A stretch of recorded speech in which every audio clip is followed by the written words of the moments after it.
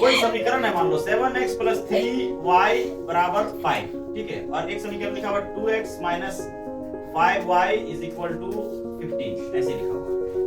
तो ये दो चरों वाला रैखिक समीकरण युग्म हो गया। अब कहता है ऐसा अगर सवाल मिल जाए तो हम लोग इसको कई तरीके से हल कर सकते हैं। बात नहीं समझे? पहला मेथड जो होगा हल करने का उसको बोलेंगे ग्राफीय विधि। क्या बोलेंगे? ग्राफीय विधि। इसमें ग्राफ बना करके x और y का मान को निकाला जाएगा, ठीक है, हो जाएगा ग्राफीय। दूसरा तरीका इसी को हल करने का कि भाई अगर ग्राफीय विधि किसी को नहीं आता है, नहीं समझा और उसको x और y का मान निकालना है तो वो हल कर सकता है प्रतिस्थापन विधि से। क्या? प्रतिस्थापन विधि, ठीक है। तीसरा मेथड जो है वो कह सकता है कि अगर इसे प्रतिस्थापन भी समझ में नहीं आया तो वो हल कर सकता है किस विधि से? विलोपन विधि से। किस विधि से? विलोपन विधि से, ठीक है। बात समझ गए? कैसे? विलोपन विधि। अगर ये भी समझ में नहीं आया, ठीक है, तो वो क्या कर सकता है? वज्र गुणन विधि से हल कर सकता है। इससे हल कर सकता है वज्र गुणन। अब इतने विधि है, इतने विधि है। इन विधि में से किसी विधि का इस्तेमाल करके हम लोग क्या करेंगे? इसमें से x और y का मान निकालना। दो चरों वाला रैखिक समीकरण युग्म का मेन मकसद क्या है? कि जो चर है उसका मान निकल जाए। ध्यान से सुन रहे हैं कि नहीं सुन रहे हैं? जो चर है उसका क्या निकल जाए? तो चर का दो है, x और y, उसका मान निकल जाए। अब उसके लिए तुम क्या करो? किसी भी चर से इसका इस्तेमाल करो विधि का, ग्राफीय विधि, प्रतिस्थापन, विलोपन, वज्र गुणन, कुछ भी करो। नहीं समझे? लेकिन सवाल में खुद ही इंडिकेट कर देगा कि तुम्हें किस विधि से बनाना है। अगर दिया हुआ है तब, और अगर कह रहा है कि डायरेक्ट मान निकालने तो फिर तुम अपना कहीं प्रतिस्थापन निकालो। ये तो हो गई बात। नहीं, अब हम लोग क्या करते हैं? एक जो है मैथ को देखते हैं बनाने का, जिसके लिए हम लोग लेंगे क्वेश्चन नंबर 1, ठीक है। क्वेश्चन नंबर 1 में देखिए आप लोग क्या लिखा हुआ, क्या लिखा हुआ क्वेश्चन नंबर 1 में क्या लिखा हुआ है? पहले एक्सरसाइज 3.1 क्वेश्चन नंबर 1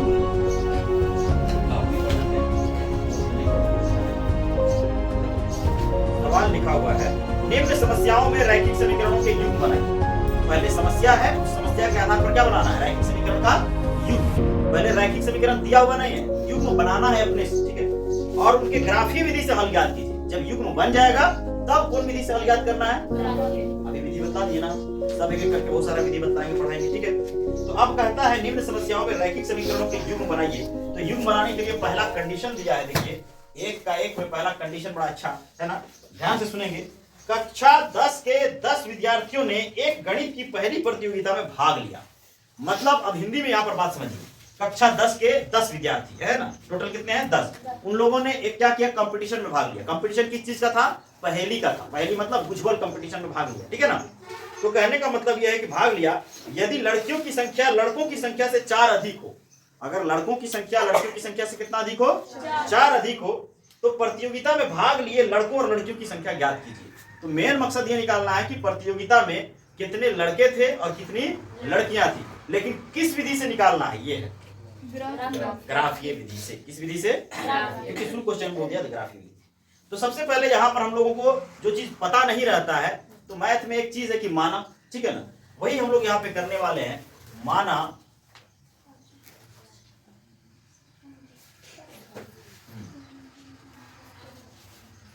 कक्षा में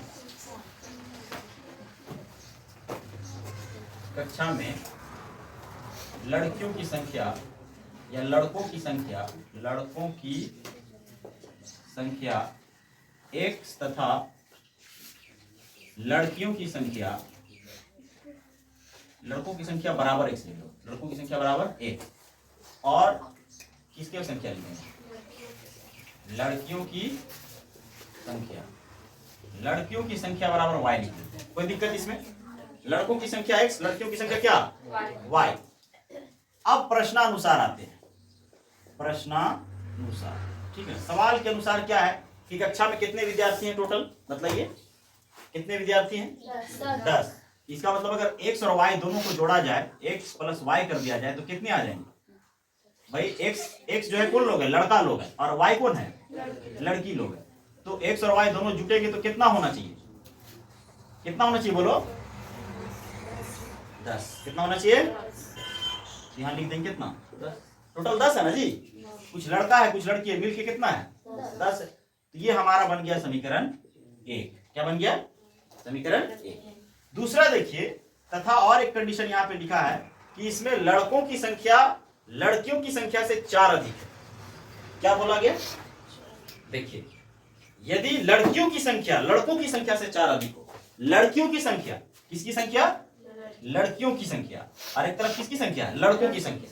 अब ध्यान से समझना, लड़कों की संख्या लड़कियों की संख्या से 4, फिर से यानी लड़कियों की संख्या 4 अधिक है और लड़कों की संख्या क्या है? उससे थोड़ा कम। यानी लड़की लोग ज्यादा है और लड़का लोग क्या है? कम है। तो अब बतलाओ कि इसमें हम लोगों को दोनों को बराबर करना है, तो वो 4 जो जोड़ेंगे वो इधर जो है लड़कियों की साइड में जोड़ेंगे या लड़कों की साइड में जोड़ेंगे? बराबर करना है। किधर जोड़ेंगे? लड़का की साइड में जोड़ेंगे, क्योंकि समीकरण को क्या करना है? बराबर करना है। तो x प्लस क्या हो जाएगा बोलिए? 4, क्योंकि जो है लड़कियों की जो संख्या है वो लड़कों की संख्या से 4 क्या है? अधिक है। अधिक है मतलब 4 ज्यादा है, तो ज्यादा है मतलब जुटेगा ना। ये बन गया तुम्हारा क्या चीज? समीकरण। कोई दिक्कत इसमें? कोई दिक्कत नहीं है। अब समझिए समीकरण 1 और 2 को हम लोग कैसे ग्राफीय विधि से हल करेंगे, है ना। तो यहाँ पर लिखेंगे ग्राफीय विधि द्वारा हल करने पर, ग्राफीय विधि द्वारा क्या करने पर? हल करने पर। उसके लिए हमें क्या लेना होगा? दोनों समीकरण को अलग अलग करेंगे। समीकरण 1 से, समीकरण किससे?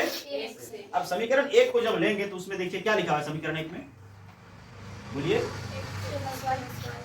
x plus Y is equal to 10। अब इसमें से क्या करेंगे? अपने मर्जी से x या y किसी एक का मान निकाल लेंगे। किसी एक का मान निकाल लेंगे। मान लो कि हम लोग निकाल लेते हैं x का मान। किसका मान? तो x का मान अगर निकालना चाहेंगे तो x बराबर लिखना पड़ेगा। x बराबर लिखेंगे तो बराबर उधर 10 है और ये उधर जाएगा तो माइनस में क्या हो जाएगा? y। इतना बात सबको समझ में आ रहा है? हम लोग कौन सा विधि से हल करने जा रहे हैं? ग्राफीय विधि में ग्राफ बनाने के लिए हम लोगों के पास इस तरह से एक बॉक्स होगा, ठीक है ना। इस तरह से एक बॉक्स होगा। इस बॉक्स में एक में x और एक में y का मान होगा। कम से कम 2 मान निकालेंगे, ठीक है ना। 3, 4, 5 भी निकाल सकते हैं, लेकिन 2 मान का होना एकदम बिल्कुल आवश्यक है। तो उसमें से पहला ये समीकरण 1 के लिए मान निकालने वाले हम लोग। किसके लिए? समीकरण 1 के लिए, है ना। ये जो बॉक्स बनाया गया है समीकरण 1 के लिए बनाया गया है। अब इसमें से x जो निकाले हैं, इसमें से देखिए क्या है, बड़ा अच्छा हम लोग कर सकते हैं। 10 माइनस, है ना। y का मान आप क्या रखिए? यहाँ से आपको खुद से रखना है y का मान, अपने मर्जी से रखना है। कुछ भी रख सकते हैं, लेकिन एक थोड़ा कंडीशन ऐसा याद रखना है कि ऐसा मान रखा जाए, है ना। माइनस में भी रख सकते हैं और प्लस में भी रख सकते हैं, लेकिन y का एक ऐसा मान रखा जाए कि क्या होगा? वो 10 घटने के बाद कम से कम मान है। बात नहीं समझे? 10 अगर उसको घटाया जाए तो क्या आ जाए? कम से कम मान है। मान लो अगर यहाँ पर हम लोग रख देते हैं y का मान 5, तो x बराबर क्या आ जाएगा? बोलिए? 5 आएगा। यानी यहाँ पर हम लोग मान रखे हैं y का, तो x का मान आया है 5। कितना आया है? 5। तो ये एक मान आया। इसी तरह से एक और दूसरा मान रखेंगे। अब इसी में रखेंगे, है ना। किसमें? x बराबर 10 माइनस वाई, ये जो निकाले हैं उसमें रखेंगे, है ना। फिर से लिखेंगे x बराबर 10 माइनस, अब मान लो कि हम y का मान ले लेते हैं 6, तो बताओ x बराबर 10 में 6 घटाएंगे कितना बचेगा? 4 बचेगा। तो ये x का मान आया है 4, रखें किसमें है? y में। y में 6 रखें तो ये y में 6 रखेंगे और x में आ गया कितना? ये किस चीज का निकला बोलो? समीकरण 1 का। किसका निकला? अब इसी को हम लोग यहाँ पर दूसरा लिखेंगे समीकरण 2 से। किससे लिखेंगे? समीकरण 2 से। समीकरण 2 जब लेंगे तो इसमें समीकरण 2 में हम लोगों को ऑलरेडी दिख रहा है y बराबर कितना है? x plus 4 is equal to, अच्छा इज इक्वल टू क्या है? x प्लस 4 है बस, है ना। तो अब यहाँ पर एक और बॉक्स बना देंगे, ठीक है। बॉक्स बना देंगे इस तरह से। बॉक्स बनाने के बाद में यहाँ पर भी एक x लिखेंगे और एक क्या लिखेंगे? ये तुम्हारा जो बनेगा ये किसके लिए बनेगा? समीकरण 2 के लिए। अब देखो समीकरण 2 के लिए जब कर रहे हैं तो इसमें से अपने मर्जी से हम बोले मान रखना है अपने मर्जी से। तो y बराबर अब क्या है कि इसमें x का मान ले लो, मान लो 1, तो x प्लस में ये क्या है? 4 है। y बराबर क्या आ जाएगा? 5। तो यहाँ पर हम लोग x का मान रखे हैं। देखो x का क्या मान रखे हैं? x का 1 रखे हैं x का। तो y का मान कितना आया? 5। ये देखना है कि रखे किसको है और आया क्या है, गड़बड़ नहीं करना है इसमें। दूसरा मान लो कि ऐसे करते हैं कि y बराबर 2 रख देते हैं, प्लस में क्या है? 4, ठीक है। अब देखो ये x प्लस 4, अगर इसको कोई सोच रहा हो कि x प्लस 4 से बनाइए सर, तो वैसे भी कर सकते हैं। y बराबर x करेंगे हम 2 करेंगे, प्लस ये 4 हो जाएगा, तो कितना लगेगा? 4 और 2 6। यहाँ पर x का मान कितना रखे हैं? 2, y का मान कितना आ गया? 6। अब हमारे पास दो बॉक्स आ गए हैं। अब इन दोनों बॉक्स के मदद से हम लोग क्या बनाएंगे, नीचे ग्राफ। क्या बनाएंगे, ग्राफ। अब ग्राफ बनाने के लिए आपको नए सिरे से जाना पड़ेगा।